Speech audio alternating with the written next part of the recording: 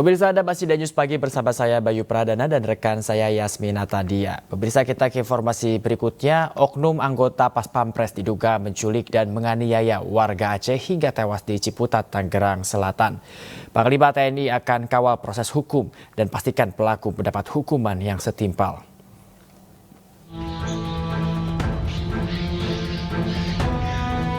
Jenazah korban Imam Mashkur saat ini sudah dimakamkan di Aceh.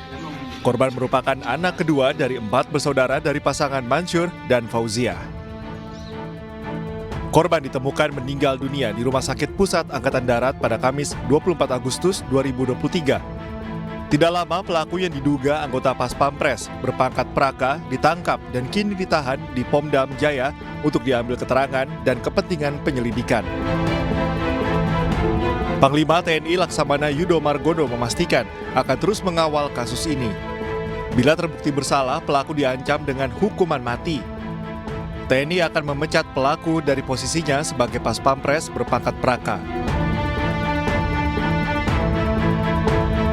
Penganiayaan diketahui setelah korban menelpon keluarga untuk dikirimkan uang sebesar 50 juta rupiah pada 12 Agustus 2023. Korban mengaku uang puluhan juta tersebut akan diserahkan kepada penculik. Pelaku mengancam akan membunuh korban bila permintaan tidak dipenuhi. Kondisi ekonomi keluarga yang kekurangan membuat mereka tidak bisa memenuhi tuntutan. Setelah telepon tersebut, korban menghilang selama 13 hari dan ditemukan tewas. Tim Liputan iNews melaporkan. Orang tua korban yang menerima telepon ancaman mengaku mendengar penganiayaan yang dilakukan pelaku. Korban pun mengaku sudah tidak kuat dan memohon keluarga untuk menyelamatkannya. Dia dibilang dari tangka kita teruskan 50 juta, disuruh terus dia nggak tahan lagi di situ gitu. Habis itu menjelang beberapa menit kemudian lah, pokoknya kami nggak terima juga. Apa perasaan yang enak, ibu sama juga kirim duit cepat-cepat, saya ditangkap, tak teruskan 50 juta. Ini sakit sekali, saya nggak tahan lagi mak. Jawab ibu saya, dari mana saya dapat uang? Mintalah sama orang. Sementara itu, pemirsa, Kapuspen TNI menilai tindakan oknum anggota Pas Pampres Praka RM sebagai pidana berat. Kapuspen TNI Laksda Julius Wijoyono memastikan Praka RM dipecat dari instansi TNI, pemirsa. Panglima TNI prihatin atas terjadinya peristiwa ini dan memerintahkan untuk mengawal ketat proses peradilannya, proses penyidikan sampai peradilannya, dan memerintahkan untuk dihukum berat maksimal, minimal hukuman mati atau hukuman seumur hidup dan pasti dipecat. Dan kasusnya sekarang ditangani oleh Pomdam Jaya. Pemirsa, Mahkamah Agung mengungkapkan terkait dengan alasan mengubah vonis mati Ferdy Sambo menjadi penjara seumur hidup. Dalam salinan putusan kasasi, Ferdy Sambo disebut berjasa kepada negara dalam pengabdiannya selama 30 tahun sebagai anggota Polri.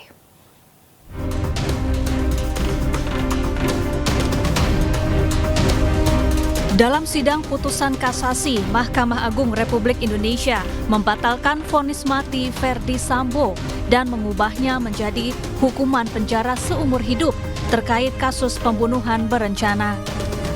Berdasarkan salinan putusan yang dipublikasikan di situs Mahkamah Agung, Hakim mempertimbangkan pengabdian Ferdy Sambo selama 30 tahun sebagai anggota Polri. Mantan Kadif Propam Polri ini dinilai berjasa kepada negara dengan ikut menjaga ketertiban dan keamanan serta menegakkan hukum di tanah air. Selain itu, Sambo juga dinilai secara tegas mengakui kesalahannya. Adapun perkara ini diadili Majelis Hakim yang dipimpin Suhadi dengan hakim anggota Soeharto, Jupriyadi, Desnayeti, dan Yohanes Priyana. Dua hakim diantaranya yakni Jupriyadi dan Desnayeti mempunyai pendapat berbeda dan menilai Sambo layak dihukum mati. Ferdy Sambo kini telah dijebloskan ke Lapas Salemba, Jakarta.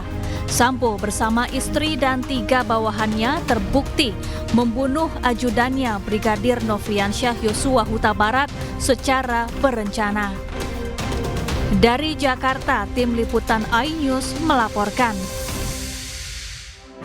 Kita ke informasi politik pemirsa. Gubernur Jawa Tengah Ganjar Pranowo membeberkan kontribusi Gen Z membangun ekonomi Indonesia 2050. Ya, kontribusi generasi muda dibutuhkan untuk mewujudkan Indonesia menjadi generasi atau menjadi negara maksud kami dengan ekonomi terbesar keempat di dunia. Ya, hal ini disampaikan Gubernur Jawa Tengah dalam pengenalan kehidupan kampus mahasiswa baru di Universitas Pancasila di Tanjung Barat, Jakarta Selatan. Di hadapan lebih dari 2.000 mahasiswa baru, berdasarkan data IMF, Ganjar Pranowo menyampaikan bahwa Indonesia pada tahun 2016 sudah menduduki peringkat ke-8. Sementara data PwC ini menyebutkan Indonesia diproyeksikan menjadi negara dengan perekonomian terbesar ke-7 dari tahun 2050. Indonesia diperkirakan berada di posisi keempat terbesar di dunia. Untuk itu peran Gen Z diperlukan untuk membangun ekonomi Indonesia melalui berbagai inovasi kreatif yang didukung oleh kebijakan pemerintah. Para Pancasila muda ini yang hadir di sini ini akan menjadi generasi inovasi yang brilian, generasi inovasi yang ditunggu negara, generasi yang akan mengubah Indonesia untuk setara dengan negara lain, dan itu pun karena berkat dosen-dosen yang hebat. Pemirsa, putra dari Ganjar Pranowo mengunggah momen kebersamaan dengan Kaisang Pangarep saat bermain bola bersama. Muhammad Zinadin Alam Ganjar ini mengunggah momen kebersamaan dengan Kaisang Pangarep yang merupakan putra bungsu dari Presiden Joko Widodo. Putra sematawayang Gubernur Jawa Tengah ini menilai Kaisang lihai dalam bermain sepak bola hingga dapat mencetak banyak gol. Dalam permainan selanjutnya pemirsa, Alam siap untuk melawan Kaisang apabila berbeda tim. Jago lah dia lah, jago di depan, bagian golin lah, Mas Kaisang yang banyak banget kita. Kemarin skornya berapa? 9-0. Menang tuh? Menang lah, Mas Kaisang bermain. Kan itu kemarin satu tim, ada rencana nggak sih beda tim lawan Mas Kaisang? Ditunggu aja. Ditunggu ya? Tunggu aja. Pokoknya kalau soal gini-gini jawabanku cuma satu, Mas. Apa tuh? Tunggu tanggal main. Para relawan Ganjar Pranowo di sejumlah daerah menggelar beragam kegiatan positif untuk masyarakat. Di antaranya memberikan edukasi serta membentuk tim cyber untuk memantau Pilpres 2024 melalui media sosial.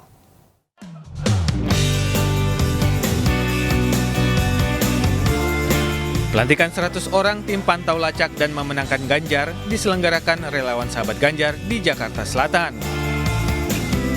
Tim cyber khusus ini akan berperan strategis dalam upaya memenangkan Ganjar Pranowo di kontestasi pemilihan presiden mendatang melalui media sosial.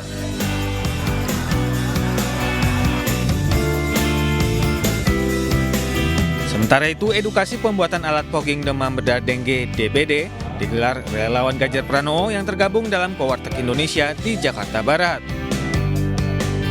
Kegiatan pencegahan penyebaran DBD ini diharapkan bisa memberikan dampak positif berupa pada pemutusan mata rantai jentik-jentik nyamuk Aedes aegypti.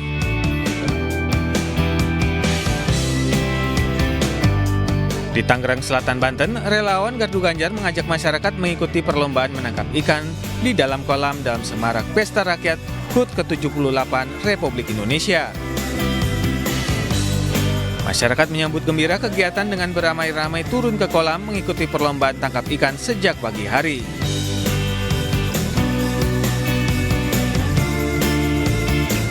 Di tempat lain, relawan Des Ganjar mengikuti pengajian yang diadakan sejumlah alumni Pondok Pesantren Matlaul Anwar Linadotil Ulama di Lebak, Banten.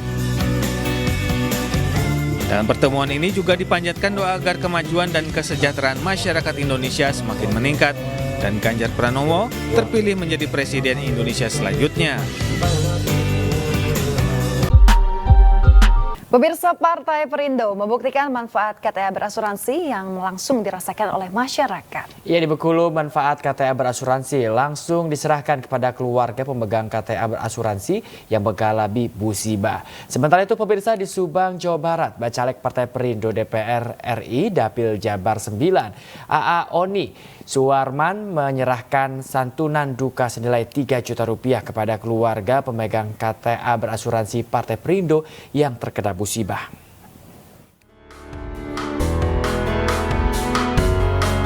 Warga Kecamatan Pondok Kelapa, Kabupaten Bengkulu Tengah, Saprian Prayoga, menerima manfaat KTA berasuransi Partai Perindo setelah mengalami musibah. Manfaat KTA berasuransi langsung diserahkan oleh Ketua DPP Partai Perindo Bidang Politik dan Kebijakan Publik, sekaligus Bacalek DPR RI Partai Perindo Dapil Bengkulu, Heri Budianto. Saya datang ke sini untuk langsung bersilaturahmi dan menyerahkan bantuan, dan juga MNC Life luar biasa ya, dan tidak ada keraguan lagi saya kira masyarakat di Provinsi Bengkulu untuk mengaktifkan KTA asuransinya. Terima kasih banyak kepada Bapak Heri Budianto dan Bapak Arsad yang sudah membantu keluarga saya mendapatkan asuransi dari Partai Perindo. Itu sangat membantu sekali bagi keluarga saya. Di Subang, Bacalek Partai Perindo DPR RI Dapil Jabar 9, AA Oni Suwarman juga menyerahkan santunan duka KTA berasuransi kepada Suhaya, warga Desa Leles, Kecamatan Sagala Herang, Subang, Jawa Barat. Di mana sudah melalui persyaratan dan pelayanan yang sangat cepat, dan tentu kehadiran kami ke sini adalah sebagai silaturahim, karena ketika sudah aktivasi KTA Partai Perindo, kami anggap ini sebagai keluarga sendiri. Baru sekarang ini saya mendapatkan kartu ini dari Partai Perindo dan sangat berguna bagi kami.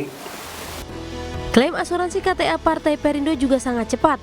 Buktinya, keluarga Suhaya menerima santunan 3 hari setelah istrinya meninggal akibat musibah yang dialaminya. Tim Liputan iNews melaporkan. Pemirsa, Bacalek DPR RI Partai Perindo Dapil 2 Jawa Barat, Abdul Khalik Ahmad meresmikan posko pemenangan di Kecamatan Balenda, Kabupaten Bandung. Ya, di sini Ketua DPP Partai Perindo bidang keagamaan ini juga menyosialisasikan KTA berasuransi.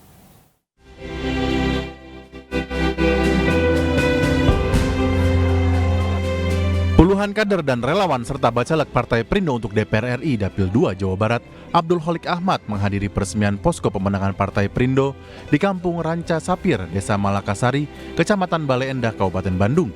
Posko pemenangan Partai Perindo ini dibangun untuk memperluas wilayah kemenangan di setiap pelosok di Kabupaten Bandung. Selain itu juga dilakukan penyerahan KTA berasuransi kepada anggota Partai Perindo. Untuk bisa komunikasi silaturahim di rumah itu buat kami sangat senang, karena dengan begitu nanti banyak rumah-rumah relawan yang bisa menjadi pusat-pusat komunikasi. Sementara itu, di kesempatan berbeda, Abdul Khalik Ahmad juga hadir dalam rapat konsolidasi akbar DPW bersama perangkat DPD dan bacalek se-Jawa Barat. Konsolidasi akbar yang juga dihadiri Ketua Umum Partai Perindo Haritanu Sudibyo ini, Abdul Khalik menyuarakan semangat kepada semua para bacalek dan mengajak untuk berkolaborasi demi memenangkan pemilu 2024 mendatang. Tim Liputan iNews melaporkan. Pemirsa, Partai Perindo kembali menunjukkan aksi kepeduliannya terhadap masyarakat kecil. Ya, kali ini seorang pedagang kue dan tukang tambal ban di Kota Bandung, Jawa Barat mendapat uluran tangan dari Partai Perindo agar usaha mereka semakin berkembang.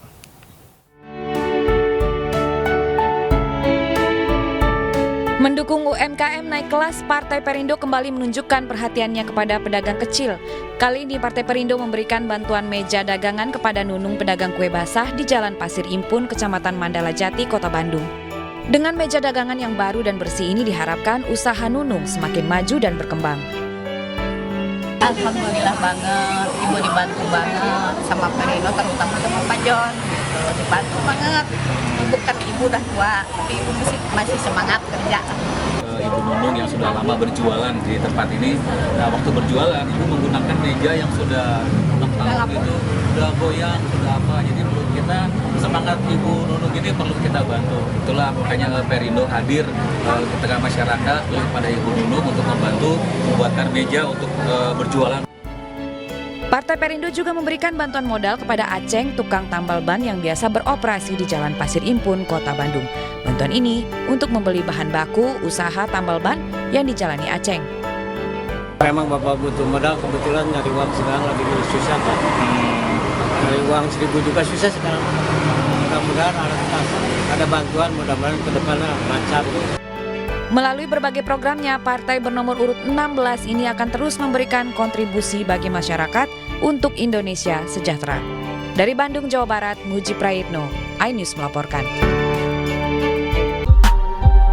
Pemirsa, Bacalek Partai Perindo terus bergerak turun ke masyarakat. Seperti yang dilakukan Bacalek DPR RI Partai Perindo Dapil Jawa Tengah 6, Susaning Tias Nivo Handayani Kertopati yang bertemu dengan para kader Posyandu di Desa Hulosobo, Purworejo, Jawa Tengah. Ya, Susaning Tias menyerap aspirasi dan juga mengapresiasi para kader Posyandu yang berhasil menekan angka stunting di desa.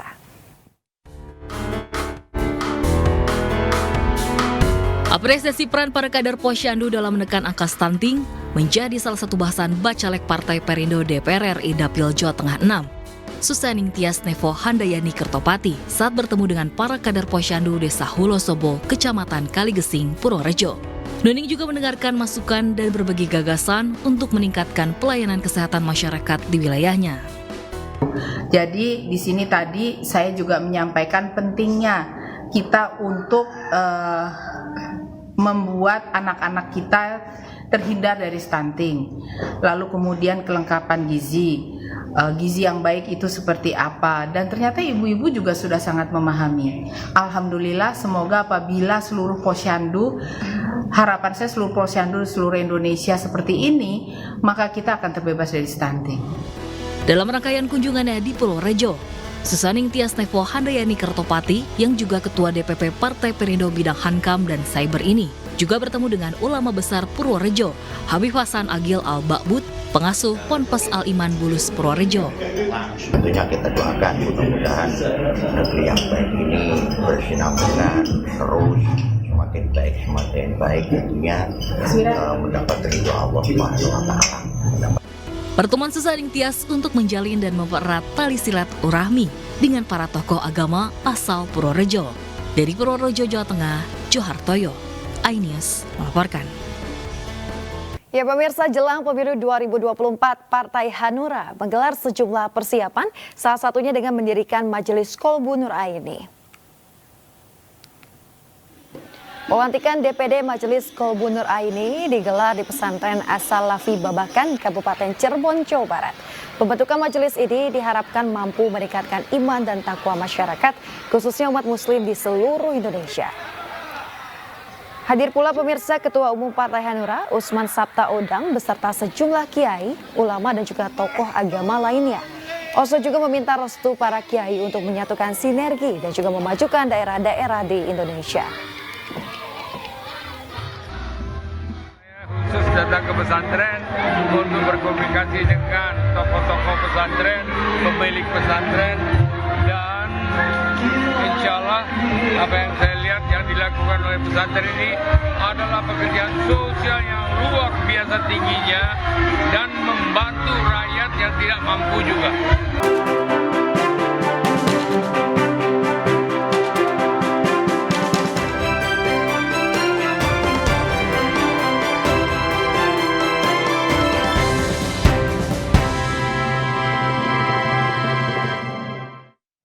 Pemirsa, mulai Senin pagi LRT Jabodetabek resmi beroperasi. LRT beroperasi dari pukul 5 pagi hingga pukul setengah 12 malam dengan tarif Rp5.000.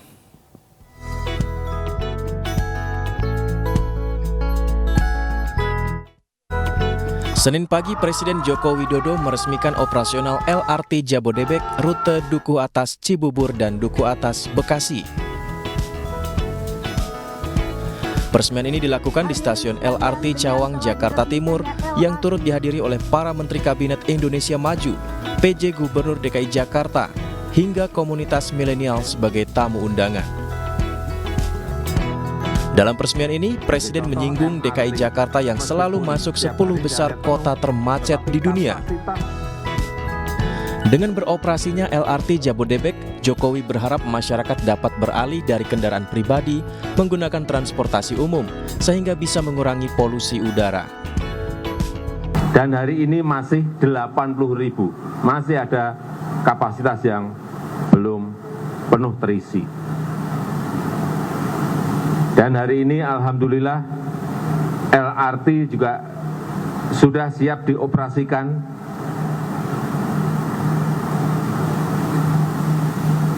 Baik yang dari Harjamukti di Cibubur dan dari Bekasi ke Jakarta sepanjang 41,2 km dan menghabiskan anggaran 32,6 triliun rupiah. Dengan beroperasinya LRT Jabodebek, masyarakat dikenakan tarif sebesar Rp5.000 per 1 km dan Rp700 untuk kilometer selanjutnya. Sementara itu, LRT Jabodebek nantinya akan beroperasi dari pukul 5 pagi hingga setengah 12 malam. Dari Jakarta, Revika Sibarani, Bagus Prasetya, iNews melaporkan. Pemirsa, PT Pos Indonesia resmi meluncurkan fitur Postpay Gold pada aplikasi Postpay di Postblok Jakarta. Peluncuran investasi emas digital ini dalam rangka menguatkan ekosistem ekonomi syariah di Indonesia.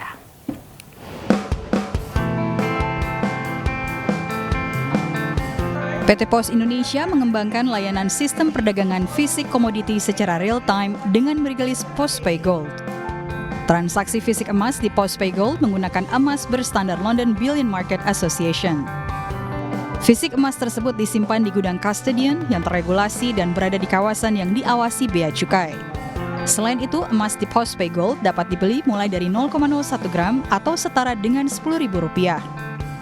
Digitalisasi ekonomi ini adalah bagaimana menjadikan ruang digital ini supaya masyarakat lebih produktif. Supaya masyarakat menjadikan media digital atau ruang digital ini lebih produktif. Seperti tadi ini program peluncuran Postpay Gold dan lain-lain. Daripada main judi slot, mending nabung di Postpay. Kan begitu ya? Postpay Super Apps ini sebenarnya melengkapi berbagai features yang sudah tersedia di Postpay Super Apps sebelumnya. Ya.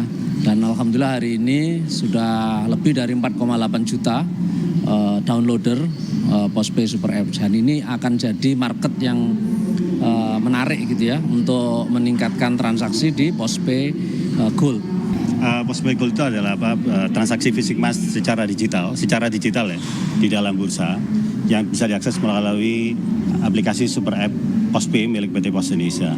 Dan transaksinya melalui bursa berjangka Jakarta, kemudian lembaga clearing berjangka Indonesia, kemudian semua lokasi fisik emasnya disimpan di gudang yang juga merupakan fasilitas PT Pos Indonesia. Melalui seminar ekonomi syariah bertajuk penguatan pengembangan ekosistem digital ekonomi syariah, PT Pos Indonesia turut serta melakukan penguatan kepada ekosistem digital ekonomi syariah di Indonesia. Dari Jakarta, Rizky Ihwal, iNews melaporkan. Asian Sound Syndicate Volume 2 di hari kedua sukses digelar pada hari Minggu di G-Expo Kemayoran, Jakarta Pusat. Para pengunjung dibuat histeris dan bergoyang mengikuti irama lagu pengisi acara.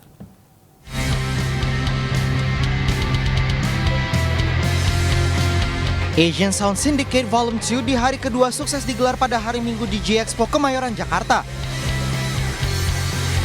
Pada hari kedua ini, Asian Sound Syndicate menghadirkan 10 penampilan yang dimulai dari pukul 14.00 waktu Indonesia Barat dan berakhir pada pukul 00.30 waktu Indonesia Barat.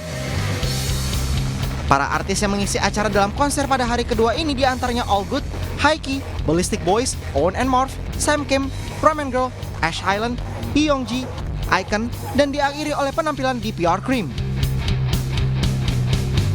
Para penonton pun dibuat histeris akan penampilan para artis Indonesia maupun dari asal Korea Selatan. Meskipun sempat diguyur hujan pada malam hari, namun konser tetap berjalan dengan meriah hingga akhir acara. Keren banget sih ya pastinya, terus crowd-nya juga seru banget. Penonton lainnya juga ikutan nyanyi, have fun bareng-bareng pokoknya. Tadi aku paling nunggu penampilannya Ash Highland karena aku suka suka dari lama banget sama Ash Island dan dia baru pertama kali kesini sih Kak. Ya lumayan bagus lah ya, terus juga line up-nya emang yang aku suka juga sih. Siapa sih yang favorit dalam acara ini? Favorit aku kayak hampir semua, tapi khususnya Yongji sih. Para pecinta K-pop berharap acara serupa bisa sering diadakan lagi dengan menampilkan para artis Korea yang lebih beragam serta dengan konsep-konsep keren lainnya agar terlihat lebih seru dan menarik. Dari Jakarta, Indra Setiabudi, Anugrah Surya, iNews melaporkan. Pemirsa, ribuan orang mengikuti Parade Budaya Merah Putih yang digelar di Lapangan Banteng, Jakarta. Acara ini bertujuan untuk melestarikan keragaman budaya di Indonesia.